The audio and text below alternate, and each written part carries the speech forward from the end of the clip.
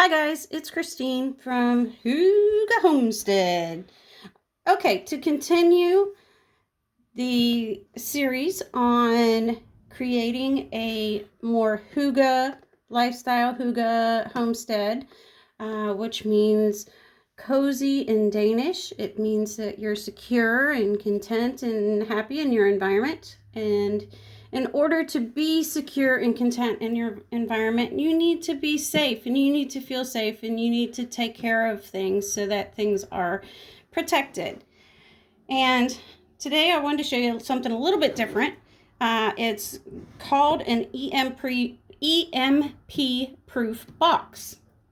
These are two that I use, this one and this one, and I'm going to show you how to make one. Let me explain to you what an EMP is. I'm going to go by an internet definition because we all know the internet is always correct, right? So, but it'll give you an idea of what an EMP is. An EMP, it's sometimes called a transient electromagnetic disturbance.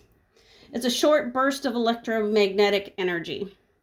The burst's origin may be a neutral occurrence or human-made, or natural occurrence or human-made.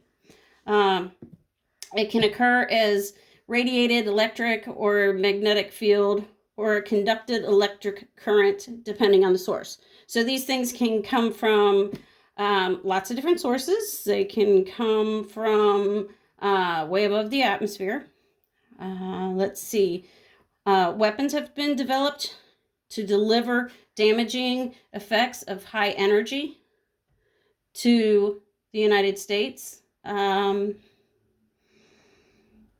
according to Homeland Security, these weapons have the potential to disrupt unprotected critical infrastructure in the United States and could impact millions of people over the large parts of the country.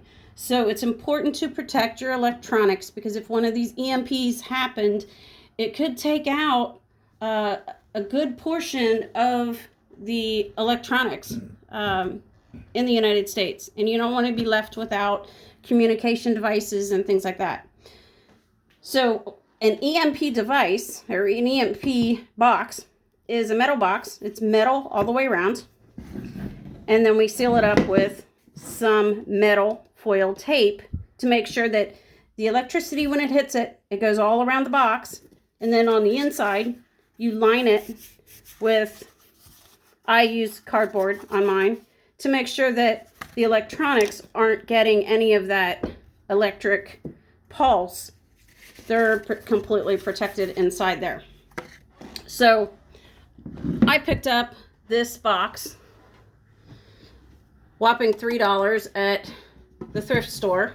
It's just a metal box all the way around. Sometimes you can find them as like, I think this one was kind of the index card file box. This one is a Christmas tin from Christmas cookies. Lots of different things can be used as long as it's a metal all the way around. So what we do is we take a cardboard box and we cut it into pieces. You'll need the metal box, a cardboard box or cardboard or some sort that you can cut it to the length and width of your box. And you'll also need a pair of scissors. I use this kind of knife because it's just easier. And you'll need this foil tape. This is foil ducting tape. It's got kind of a metal foil on one side and it's adhesive on the other side. So it's just like duct tape, but it has like a tin foil on one side. So you can make an entire metal seal all the way around it. So this is, you can easily cut this with a pair of scissors. So to start, we'll take our box, and I've already lined part of this box with cardboard. You just measure out the inside of your box, measure the cardboard like this, and then fit the cardboard all to the inside of your box.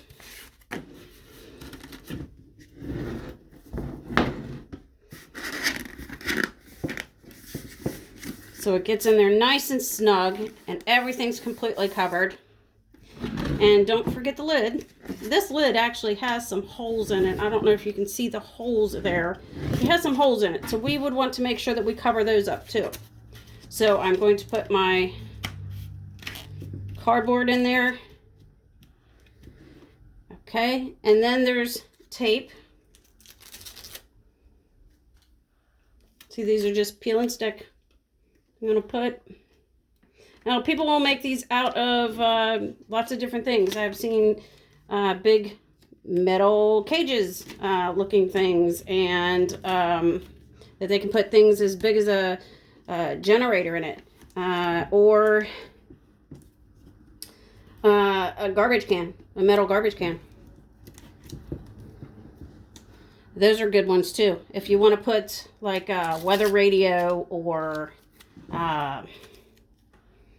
your electronic equipment.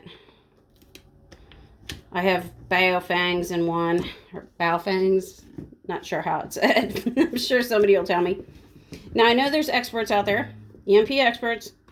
I know y'all are going to know better ways of doing things, but I'm trying to simplify things. There isn't a ton of exact research on what the effects of an EMP will do. Because in order to do that research, you would have to take out all the electronics, and that hasn't happened in a very, very long time. Happened a long time ago because of a natural event. If you're interested in all that stuff, you can look up a Carrington event. Just making sure my box is going to close there nice and tight. Okay, got that part. I'm going to go back and maybe put some tape here. I definitely have to cover up these holes.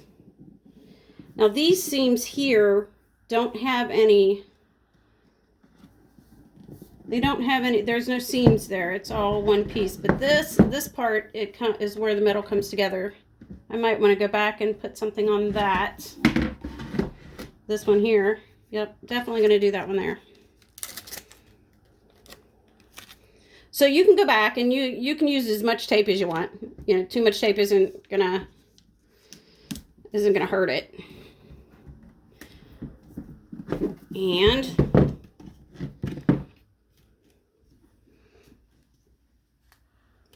you're even gonna want to cover up the hinges.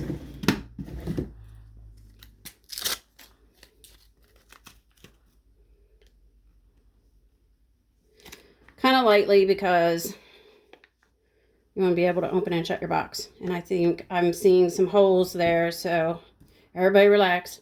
I can go back and fix my box. It's not an exact science, and it really doesn't have to be pretty.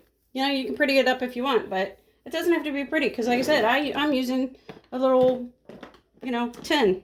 So just to show you some of the things that I have in my tin, I have, that's an antenna for one of my radios. I have a battery bank. This is a solar charger for my cell phone. Bunch of cords. And this is just where I keep them. Just to be organized, it's a good place to keep them. So if you're going to put them in a box, put them in a box that can protect them.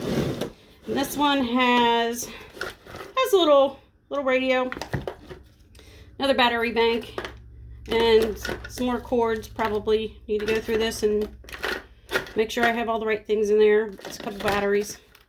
So as you can see, you can make them in all different sizes, which helps too. I just keep this next to my bed, so it's easy to throw my battery bank in there. So I'm going to have to continue doing a little bit more work on this and seal it up really good. I'm sealing up these holes. I'm going to have to continue working on it